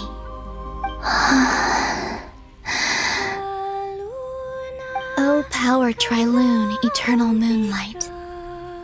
I, Columbina Hyposelenia, lay aside my body. Let it be cast into the dark night to illuminate the future. May it be a companion to all who dwell beneath the moon.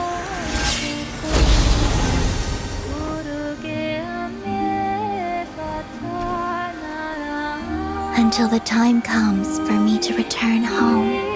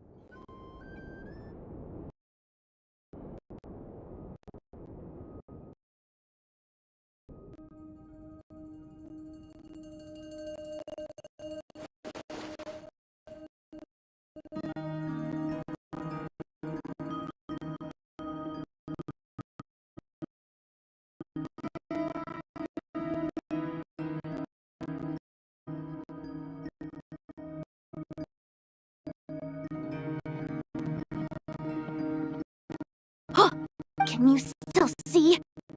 How many fingers am I holding up? I see 2 fingers, and a look of sheer terror on your face. Truly astounding, Miss Nefer. Your eyes have glimpsed the very ends of the world, and yet they remain as sharp as ever. Or is the credit for this miracle due to Miss Lauma? It seems that even time itself is no match for your medical skills.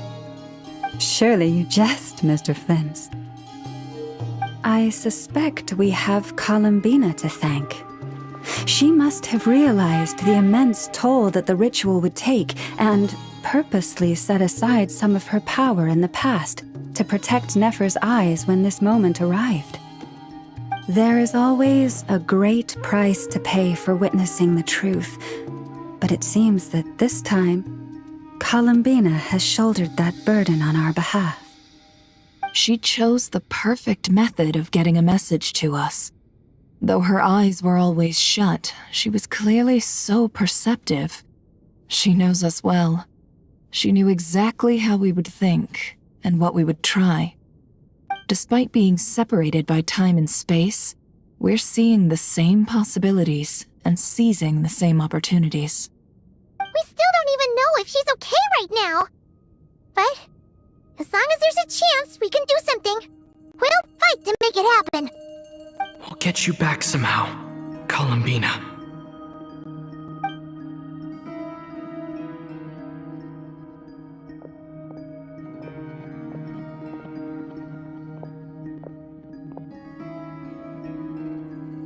Well, based on the information we now have, let's figure out our next moves.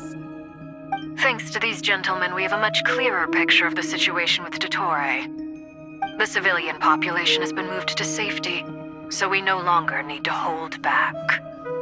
Miss Androne, how are the calculations going? So far, so good. I'll keep seeing how far I can push the system, though. Can't have Hatman being powered down for nothing. There's still a long road ahead. Where should we begin?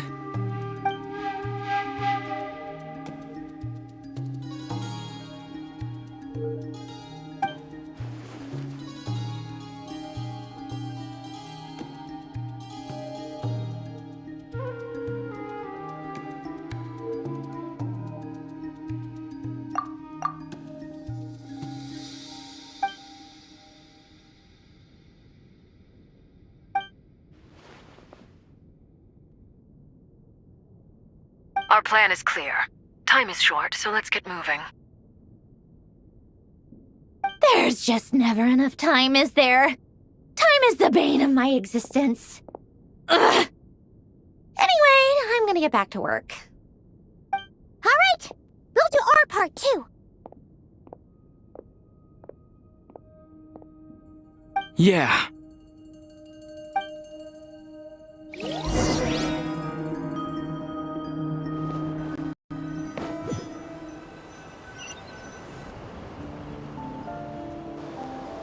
Albedo's theory says that elemental energy can dilute the light realm's power.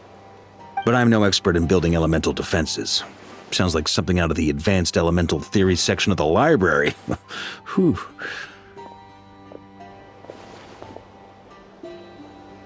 You seem quite troubled. Well, yeah. I mean, who doesn't get a little flustered when they're completely out of their depth? You were the very picture of confidence back when you approached the Hexen Circle. Yeah, I could have been faking it through that whole meeting for all you know. Who's to say I'm not just a ball of nerves in a charming and gregarious package? Oh gosh, really? I'm so sorry, I had no idea. Well, you're all the braver for it. Still, I was much more in my comfort zone than I am here. At least in Mondstadt, you can cry for help from a cliff top and actually stand a chance of summoning Barbados himself. Things have never looked bleaker than they do now.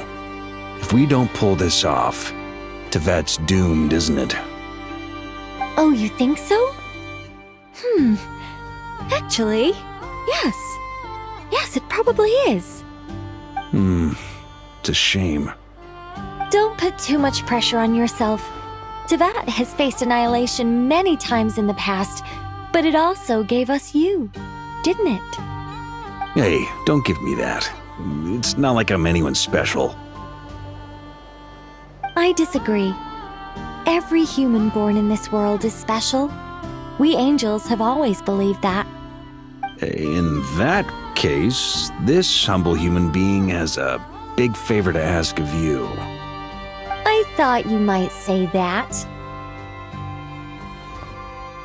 I'm sure Alice, in her great wisdom, sent you here precisely to help us in this difficult time, yes? Well, that has less to do with her wisdom and more to do with my power. Of course, of course. Well, the thing is, these elemental defenses we're about to build, I don't think it's a question of if they'll fail, but when. Durin's findings from his patrols make it clear that Dottore is constantly expanding his territory. First it was his lab, then the design bureau, and now this. It's not realistic to completely stop him encroaching on the rest of Notcry. Rather, our goal should be to stall him for as long as possible. If Miss Sandroni's calculations are correct, well, they're the closest thing to certainty we have in this situation, so let's assume they are. Anyway, her calculations suggest that our best hope for victory lies in Miss Columbina's return. It's up to us to slow Dottore's advance and buy time for her to make a return. Are you asking me to help you with building the defenses? No. I'd like you to prepare for what comes next. When he eventually reaches us, we will have to fight him. You were an angel once and a mage now. I'm asking you to lend us your protection.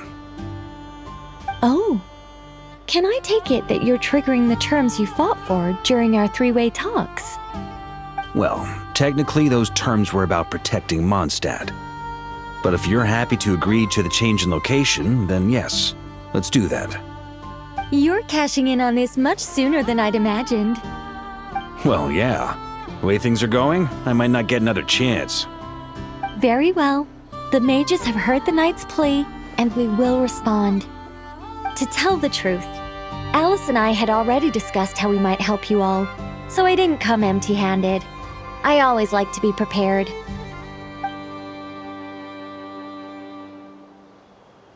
This is...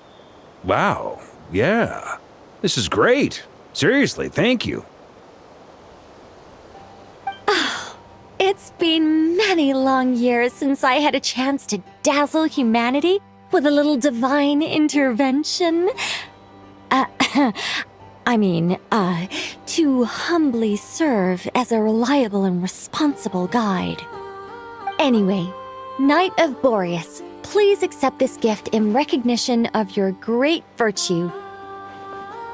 Go now. May the angel's blessing deliver you safely to your destination.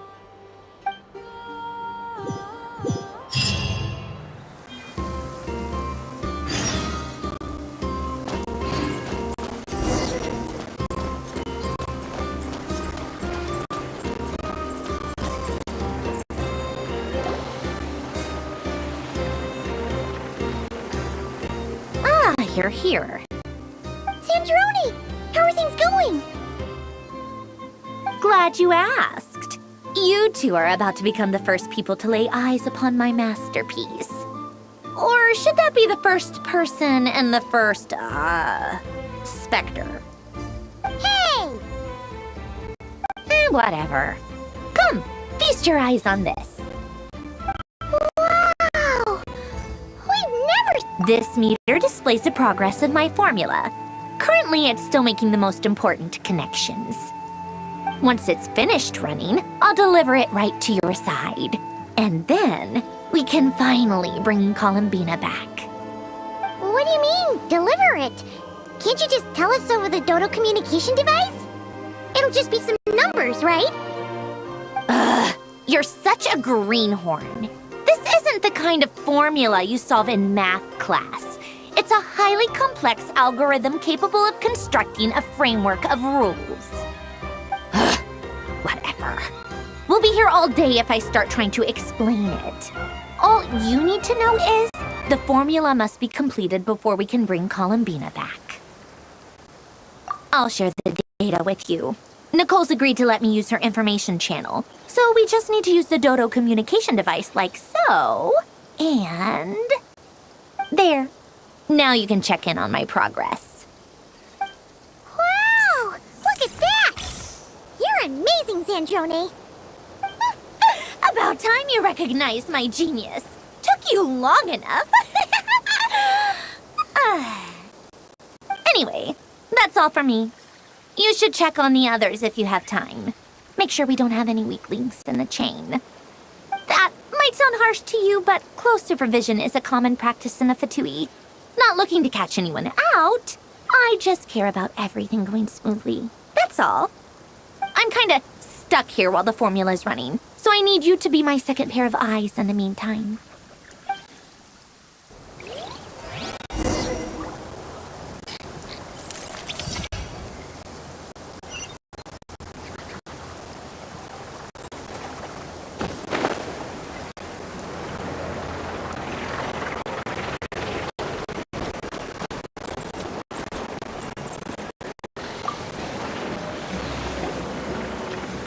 Traveler, Paimon, a pleasure to see you both. Flans! How's everything coming along? Fairly well, if I do say so myself.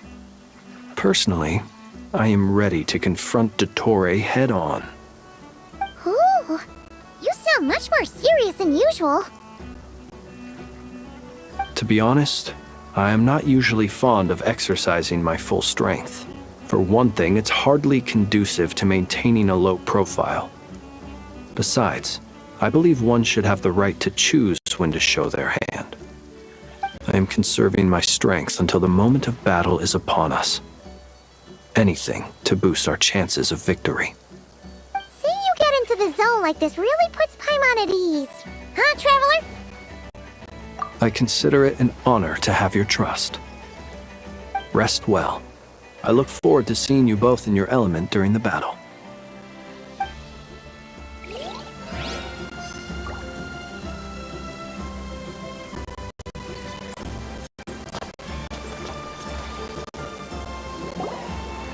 Yes, Miss Moonchanter? What are you staring at? You always address me in the strangest ways. Lady Moonchanter 1 minute, Miss Moonchanter the next. Yes, and? Are either of those incorrect?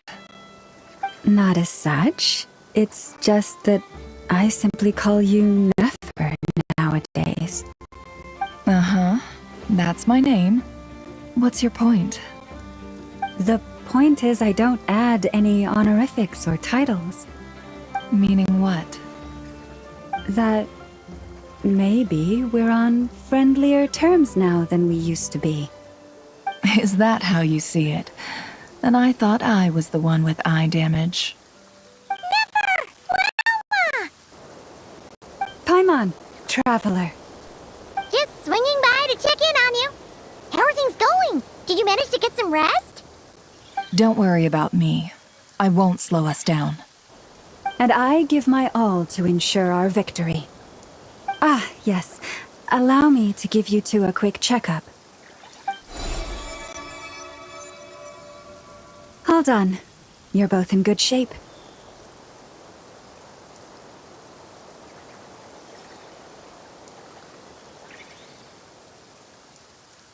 You're welcome.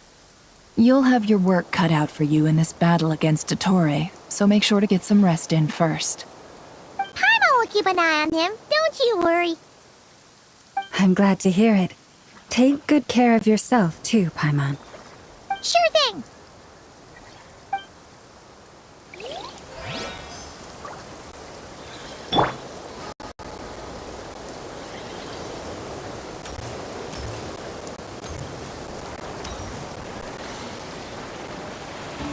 Thankfully, Miss Nicole has come to our aid. Nasha Town is now looking very well defended. Golden Flame. Yes, that's Nicole's power, all right. Based on the latest message from Grandmaster Varka, it sounds like they've reached an agreement. The situation should be more stable with her assistance.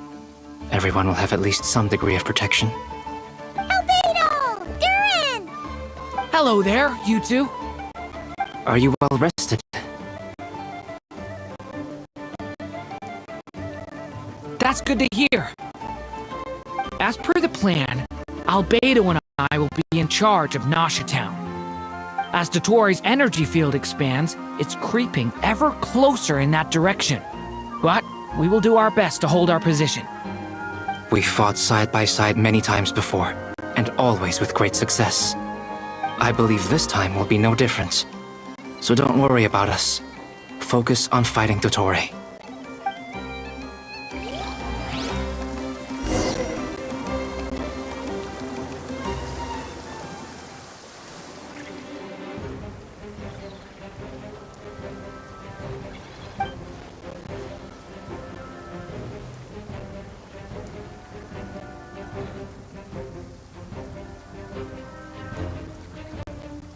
Here they come.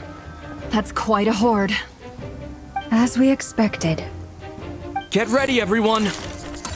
Take your positions, and prepare to engage. Let's begin. I'm at the ready.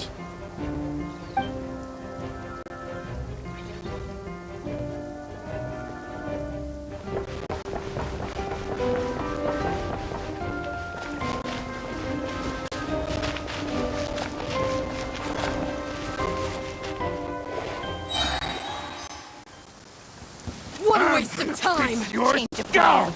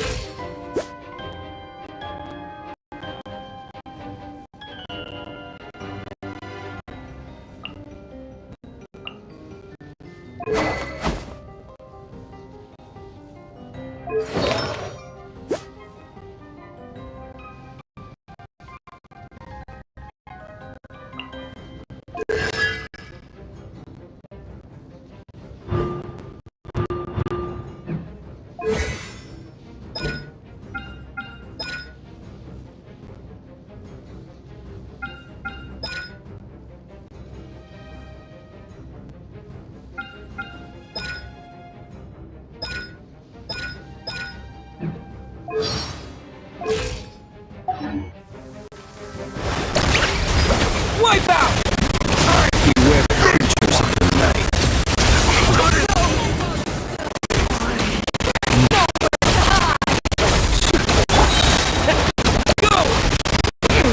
Maybe I wasn't meant for this world.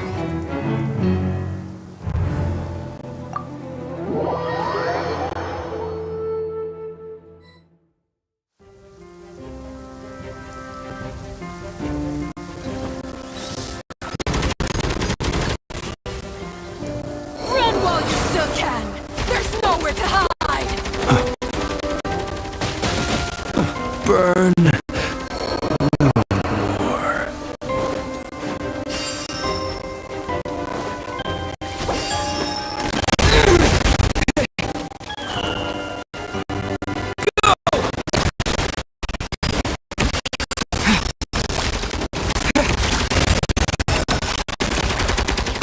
Run while you still can! There's nowhere to hide!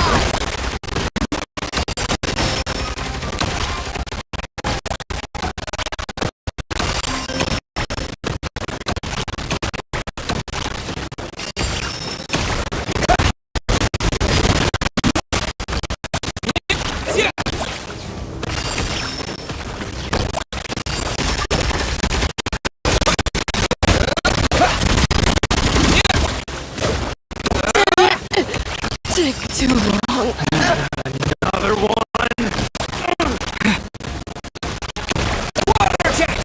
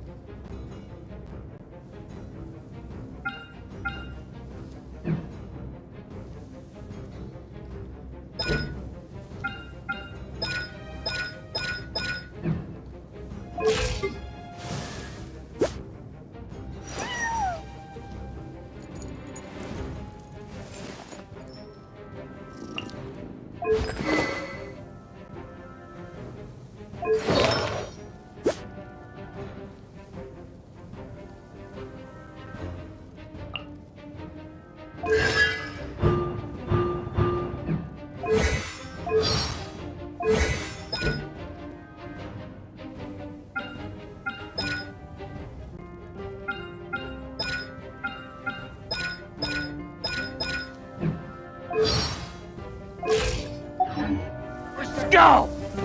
For the everlasting forest, leave this. The deception ends here. No more lies. These creatures cannot stand against us.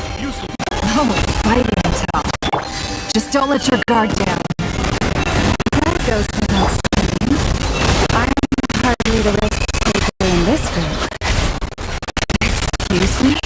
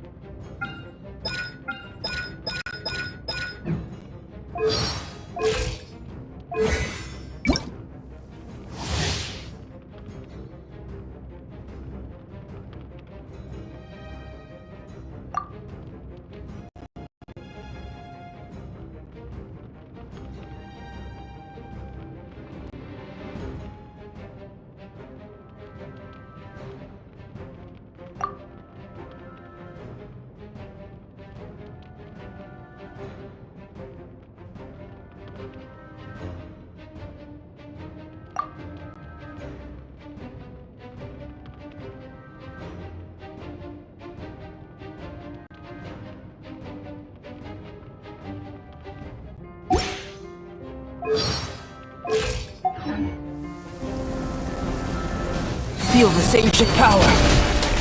Come into being. A turning point in fate! Watch out!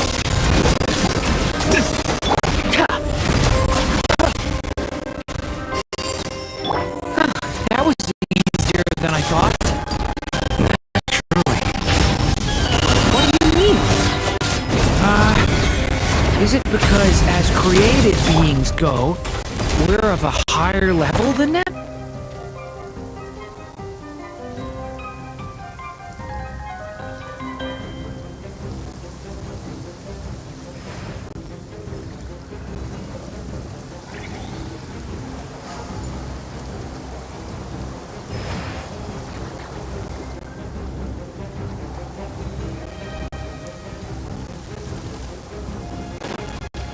Bombs away! With one heart, we pray. Genshin, seek within. Can I the truth? People have always used fire to drive away wild beasts. Wouldn't a lantern work just as well? You read my mind, my dear friend. I was just about to say that. All right then, dear friend. Bring the light!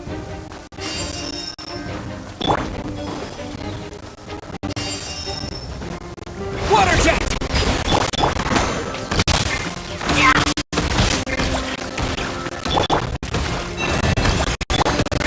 It all adds up. The deception.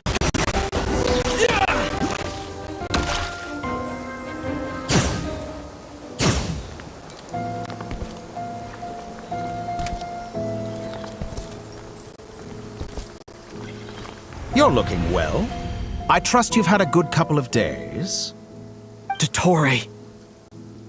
It's actually a good thing, in my view. If the subjects of my experiment were to die prematurely, it would throw quite a wrench in the works. And so, I must thank you all for your resilience. We are no longer on the same level, but you are nonetheless worthy of my respect. A creator god should be merciful and gracious after all. And in any case, it is only right that before I end your lives, the world is informed of the arrival of their new god.